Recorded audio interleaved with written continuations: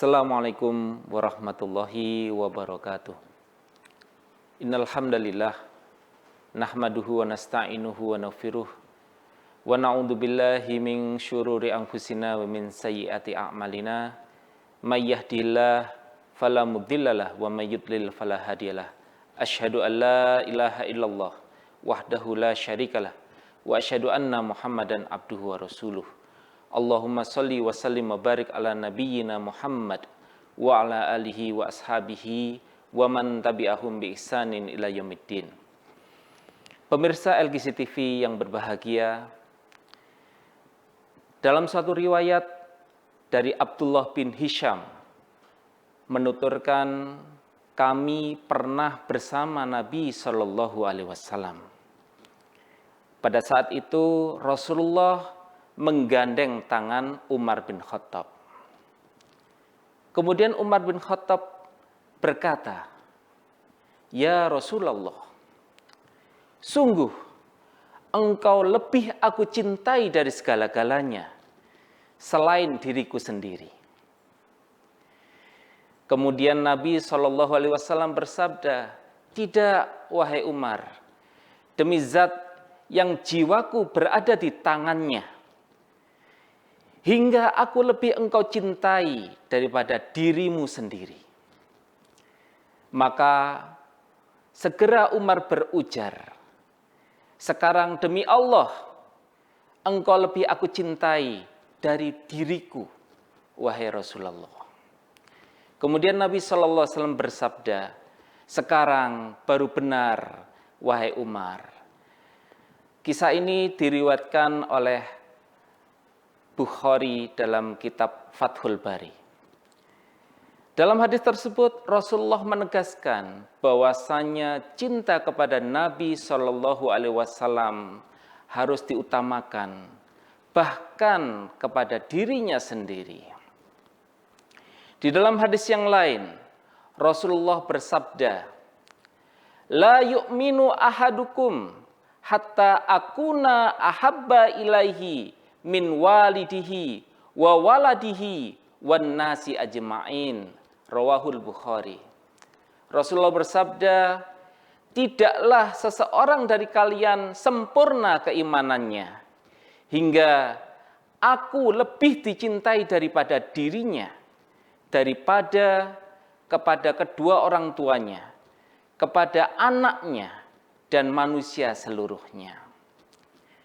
Maka hadis tersebut menunjukkan kualitas keimanan seseorang ditentukan pada kecintaan kita kepada Nabi Shallallahu Alaihi Wasallam. Di dalam surat At-Taubah ayat ke-24, Allah Subhanahu wa taala berfirman, "A'udzu billahi minasyaitonir rajim. Qul in kana aba'ukum wa abna'ukum wa ikhwanukum wa azwajukum wa ashiratukum wa amwalun iqtaraftumuha wa tijaratun takhshawna kasadaha wa masakinu tardawnaha ahabba ilaikum minallahi wa rasulihi wa jihadin fi sabilihi fatarabbasu hatta ya'tiyallahu bi amrih wallahu la yahdil qaumal fasiqin." Yang artinya Allah berfirman, "Katakanlah, jika bapak-bapak kalian, anak-anak kalian, saudara-saudara kalian, istri-istri kalian, keluarga kalian, harta kekayaan yang kalian usahakan, perniagaan yang kalian khawatir kerugiannya, dan rumah-rumah yang kalian tinggali, yang kalian sukai, itu lebih kalian cintai daripada Allah dan Rasul-Nya dan berjihad di jalannya, maka tunggulah sampai Allah mendatangkan keputusannya. Dan Allah tidak memberi petunjuk kepada orang-orang yang fasik." Pemirsa LGC TV yang berbahagia, ayat ini cukup menjadi bukti keharusan seorang muslim untuk mencintai Rasulullah melebihi daripada segala-galanya. Bahkan ayat tersebut menjelaskan ketika harta kita, orang tua kita, anak-anak, serta tempat tinggal kita lebih kita cintai daripada Allah dan Rasul-Nya serta berjihad di jalannya, maka Allah mengancam hatta ya'tiyallahu bi amri, hingga Allah akan mendatangkan keputusannya. Ini menunjukkan sebuah ancaman bagi orang-orang yang lebih mencintai selain daripada Allah dan Rasul-Nya, adalah sesuatu yang tercela. Kemudian Allah menegaskan, wallahu la yahdil qaumal fasikin, dan Allah tidak memberi petunjuk bagi orang-orang yang fasik. Pemirsa LGC TV yang berbahagia, terus bagaimana kita memunculkan rasa cinta kita kepada Nabiullah Muhammad SAW? Menurut Qadhi Iyad, beliau adalah ulama yang hidup di abad ke-500 Hijriah,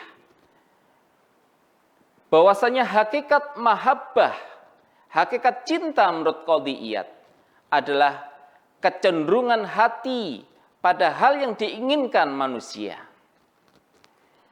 Manusia secara fitrah, secara naluriah akan mencintai sesuatu karena 3 hal. Yang pertama, manusia mencintai sesuatu karena perkara fisik yang indah. Ketika kita melihat seseorang yang rupawan, wanita yang jelita, maka secara fitrah kita akan mencintainya lebih daripada manusia yang buruk rupa misalkan.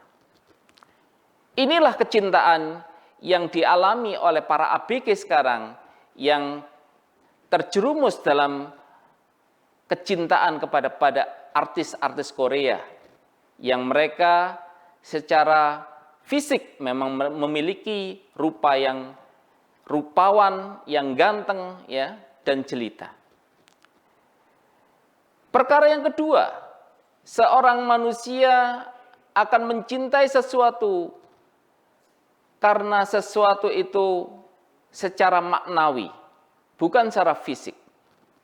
Misalkan kita mencintai seorang ulama, seorang yang solih, yang memiliki karakter-karakter kepribadian yang sempurna, yang akhlaknya mulia, memiliki sifat-sifat kasih sayang, sifat kejujuran, dan berbagai macam sifat mulia yang lain, maka kita akan cenderung mencintai orang yang memiliki sifat yang mulia tersebut.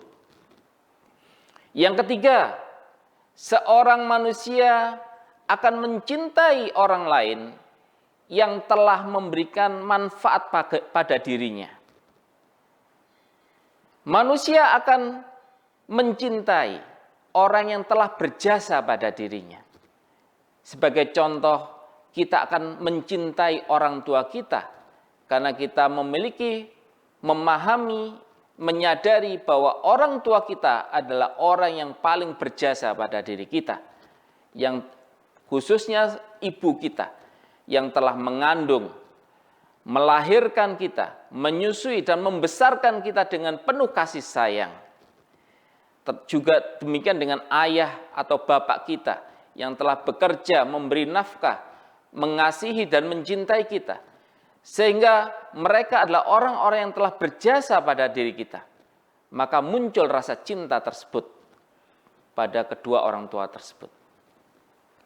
Maka kalau kemudian kita perhatikan 3 hal tersebut, seluruhnya ada pada diri Rasulullah Muhammad SAW. Yang pertama, secara fisik, Rasulullah adalah makhluk yang paling ganteng, manusia yang paling tampan. Diriwayatkan oleh Aisyah, seandainya wanita-wanita Mesir yang diundang oleh Zulaikha, yang ketika itu diberikan pisau dan buah apel, kemudian melihat Nabi Yusuf, maka tangannya tergores dan dia tidak merasakan. Karena melihat kegantengan Nabi Yusuf, kemudian melihat Rasulullah, wanita-wanita Mesir itu tidak hanya tangannya yang akan tergores, tetapi bahkan hatinya akan tergores dan dia tidak akan merasakannya. Saking gantengnya Nabi Muhammad. Diriwayatkan oleh Imam Ali bahwasanya seseorang apabila melihat Rasulullah Muhammad SAW pertama kali, maka dipastikan dia akan jatuh cinta kepada Nabi Muhammad karena kegantengan, karena ketampanan Rasulullah secara fisik.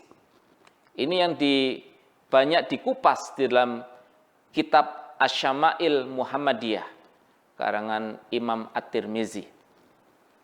Yang kedua, tidak hanya sempurna secara fisik, tetapi Rasulullah memiliki akhlak-akhlak mulia yang semakin melengkapi kesempurnaan kepribadian beliau.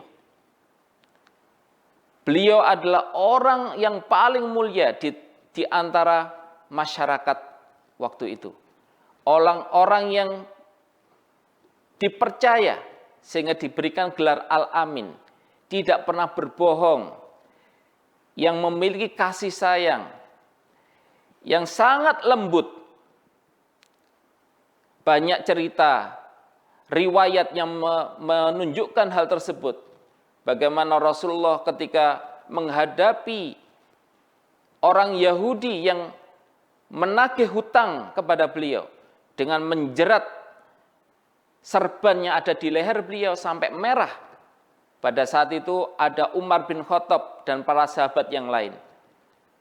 Umar serta-merta mengambil pedangnya dan kemudian hendak menebaskan. Ya Rasulullah, izinkan saya menebas Yahudi yang laknatullah ini. Rasulullah dengan sabar kemudian mengatakan, wahai Umar, bukan ini yang kita diperintahkan. Kalau engkau hendak bertindak, maka nasihati aku untuk segera membayar hutang saya. Dan nasihati Yahudi itu agar ketika menagih hutang itu dengan santun. Maka mendengar hal ini, Yahudi tersebut kemudian mengatakan, wahai Rasulullah, aku ini sudah membaca kitab Taurat dan sudah mengetahui sifat Nabi yang terakhir. Bahwasanya Nabi yang terakhir adalah orang yang paling lembut. Maka saya ingin membuktikan sendiri. Maka melihat hal ini, saya bersaksi tidak ada Tuhan kecuali Allah dan Nabi Muhammad adalah utusan Allah. Kemudian yang ketiga, Rasulullah tidak hanya secara fisik tampan, tidak hanya mulia secara akhlak, tetapi juga paling berjasa bagi umat manusia.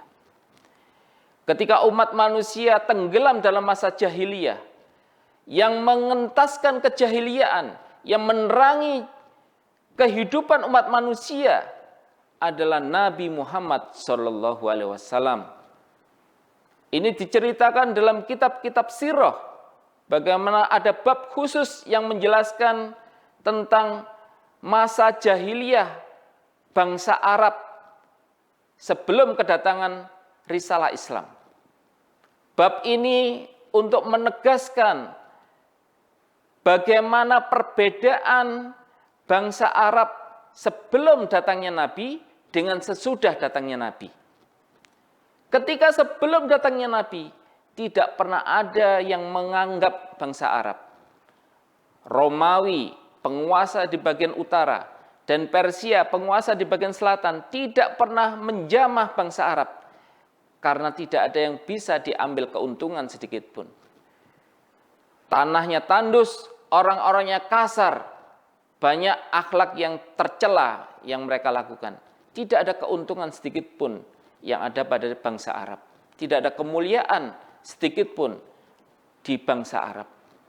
Tetapi dengan datangnya Rasulullah Muhammad membawa risalah Islam dalam tempo 23 tahun saja, berbalik, berubah 180 derajat.